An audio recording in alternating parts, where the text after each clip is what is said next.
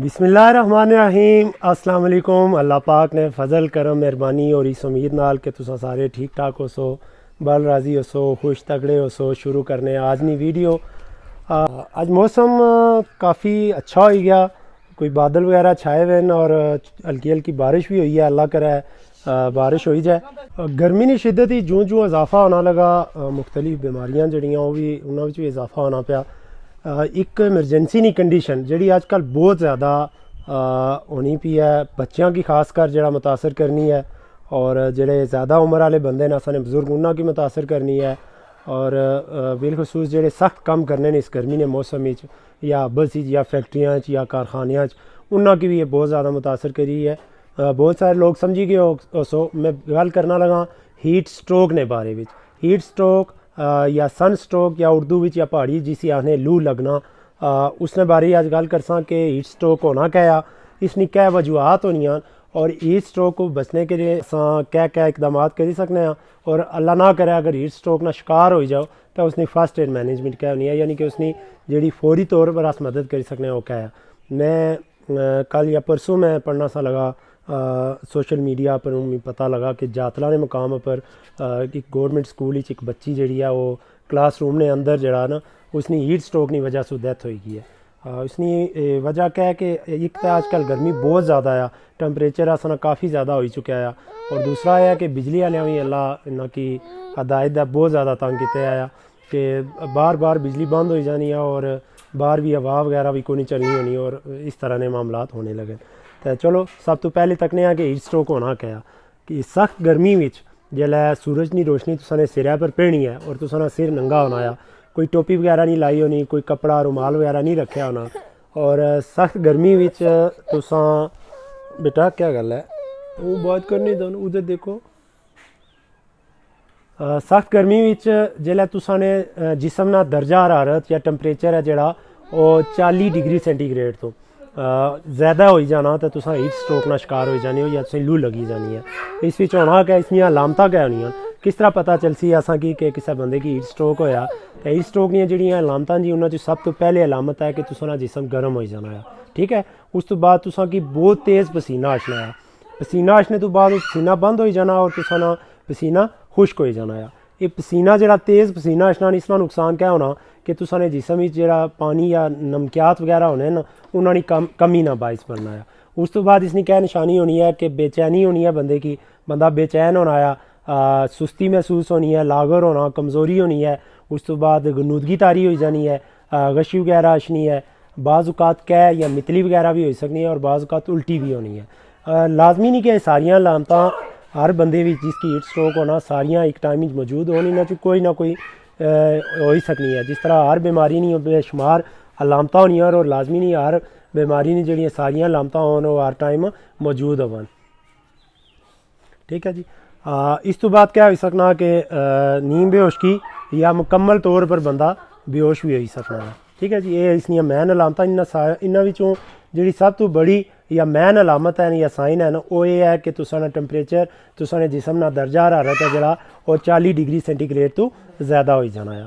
तो चलो तकने कि जिसलै हीट स्ट्रोक हो ही जाए, किसी बंदे की हीट स्ट्रोक हो ही गया उसने फर्स्ट एड किस तरह करनी है और तू मुतासर किहड़े बंदे होने या होना की है इसने बारे भी तकी किन्ने। हीट स्ट्रोक होने की जी बड़ी वजह न है कि तेज़ धुप पेनी है बंदे पर सिरै पर, उस तो बाद हीट स्ट्रोक होना। वजूहत इस ये भी शामिल हो सकना कि कोई बंदा गर्मी में ज़्यादा सफ़र करना आया, तेज़ दौड़ना आया या चलना आया या बाइक चलाना या साइकिल चलाना आया और नंगे सर होना, उसकी तेज़ धुप पेनी होनी है सिरै पर ज़्यादा देर तक और वो हीट स्ट्रोक ना शिकार हो ही सकना है। इस तो अलावा अगर तुसा खेल कूद करने हो गर्मी में और तेज़ धुप पेनी है उसी वजह से हीट स्ट्रोक हो सकना है। अगर तुसा कोई सख्त काम करने हो, मजदूरी करने हो, लेबर वर्क है, कोई मिस्त्रियों नाल काम करना, बड़िया बड़िया बिल्डिंग्स पर जरा छत्तां पर चढ़ी था धुप्पै विच काम करने उन्होंने भी हीट स्ट्रोक हो सकना। अलावा जी जरा ना जेड़े बच्चे हैं 2 साल तो जिन्होंने उम्र कम है या 2 3 4 साल ने उन्होंने भी बहुत ज़्यादा मुतासर होना चूँकि वो बच्चों की जिल्द जी है वो सेंसिटिव होनी है और डायरैक्ट धुप जिसलै उन्होंने सिरै पर पेनी है तो वो हीट स्ट्रोक ना शिकार हो जाने। खेल कूद करने वाले बंदे खिलाड़ी जोड़े होने वो भी जिसलै धुप्पै प्रैक्टिस करने होने या ज़्यादा देर तक धुप्प च खेलने उन्होंने भी हीट स्ट्रोक हो सकना है।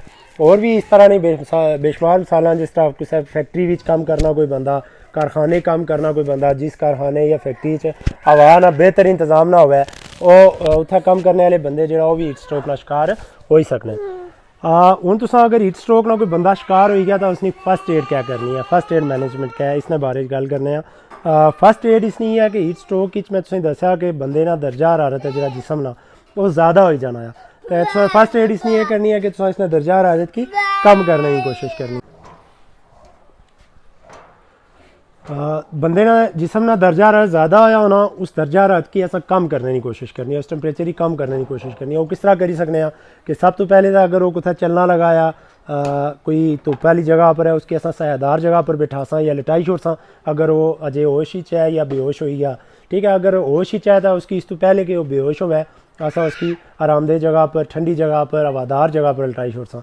अगर पंखा वगैरह एयर कूलर दस्तियाब है तो वो ऑन करी छोड़सा, वो घट ही होना, क्योंकि आसान पैसे का बिजली का बहुत अजाब है। तुस अगर किसी होर इलाके जो जिथे बिजली होनी है, या तुम कोई UPS जनरेटर ना या कोई सोलर सिस्टम लगा हुआ और पक्खा एयर कूलर दस्तियाब है, तुम भी लाई सकते हो, ठीक है। ठंड मुहैया करनी है उसकी। उस तो बाद कोशिश करनी है उसने कपड़े जोड़े कफ ने बटन ने खोली छोड़ने, गले ने बटन खोली छोड़ने, उसने कपड़े थोड़े ढीले करने, ठीक है।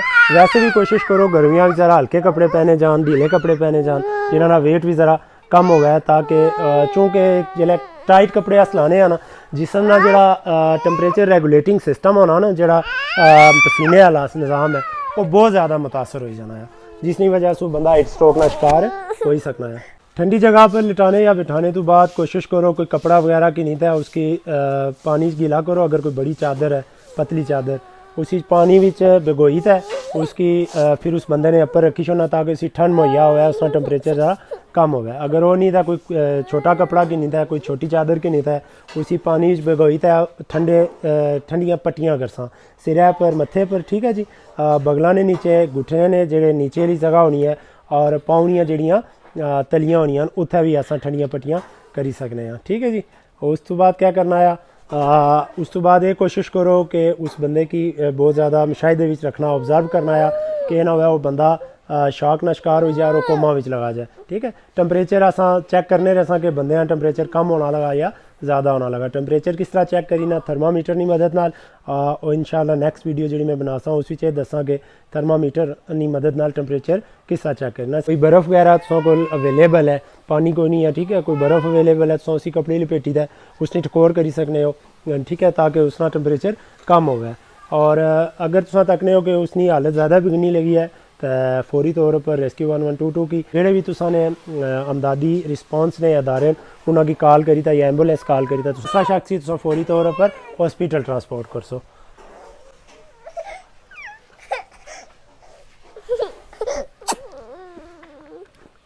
अच्छा, एक और गल, अगर उस शख्स जूते या जराबा वगैरह लाई हैं तो जूते उसने उतारी था, उसने जराबा भी लवाई छड़ियां, यानी कि अस बंदे की ठंड मुहैया करनी है ताकि उसका दर्जा हरारत है जो वो मुनासिब हो सके, कम हो सके और वो हीट स्ट्रोक की कंडीशन चो बाहर आ सके। तो इस तो अलावा हमारियाँ एक दो गुजारिशात, एक तो यह है कि गर्मी की शिद्दत आजकल बहुत ज़्यादा हो गई है, तो स्कूल मालकान तो बिलखसूस और स्कूल कॉलेज या यूनिवर्सिटी चलाने वाले अदारे चलाने वाले जोड़े भी प्रिंसीपल साहिबान या उन्होंने मुंतज़मीन, उन्होंने तो हमारी गुजारिश है कि एक तो सारे बच्चों की इसने हीट स्ट्रोक, हीट एग्जॉस्शन और शॉक वगैरह नहीं फर्स्ट एड ने बारे में पता होना चाहिए कि अगर किसी बच्चे की या किसी भी बड़े की इस तरह ने कोई एमरजेंसी हो जानी है तो उसने फर्स्ट एड किस तरह करनी है, ठीक है। और दूसरा ये है कि एक तो तुम हवा ना उत्थे मुनासिब इंतज़ाम रखो। आजकल गर्मियों में बिजली बहुत ज़्यादा शेड हो रही है, लोड शेडिंग बहुत ज़्यादा है, और कोशिश करो तुसाने स्कूल तुसाने अदारे UPS का इंतज़ाम होगा या जनरेटर वगैरह कम अज़ कम होगा, जे बिजली जिला जानी है उसलिए भी बच्चों ने हवा ना जो इंतज़ाम है वो मुनासिब होगा। और अगर गर्मी इस शिद्दत जिस शिद्दत बढ़नी लगी, गौरमेंट स्कूलों में आज मैं सुनया कि 2-4 दिन ही 10 या 11 जून की छुट्टियां होने लगियां, तो प्राइवेट अदारों की माड़ी दरख्वास्त है कि तुसां भी गौरमेंट ने जेह्ड़े आर्डर्स उन्होंने फॉलो करो और बच्चों ने सेहत का ख्याल रखने होया तुसां भी जड़ा उन्होंने छुट्टियां दो ताकि बच्चे अपने घर रही सकन और गर्मी कम तो कम हो करो बाहर निकलन ताकि उन्होंने सेहत नाल कोई भी ऐसा मामला ना हो। कोशिश की है मैं कि इस वीडियो तुसां कि मैं अच्छे तरीके नाल अपनी पहाड़ी जबानी समझाई सकां हीट स्ट्रोक क्या होना, इसकी वजूहत क्या है, इसमें अलामत क्या है, इसकी फर्स्ट एड क्या है। उम्मीद करना तुसें ये वीडियो पसंद आई उसी हीट स्ट्रोक ने बारे भी तुसा कोई भी सवाल होया या किसी भी और चीज़ नहीं फर्स्ट एड तुसा सीखना चाहते हो तो तुसा हमारे नाल रब्ता करी सकते हो। नंबर स्क्रीन पर दिते आया। इजाज़त चाहने शामीर भी ज़रा तंग होया, इसकी नींद आई है। इंशाल्लाह जल्दी ही अगली वीडियो मुलाकात होसी। अल्लाह हाफिज़।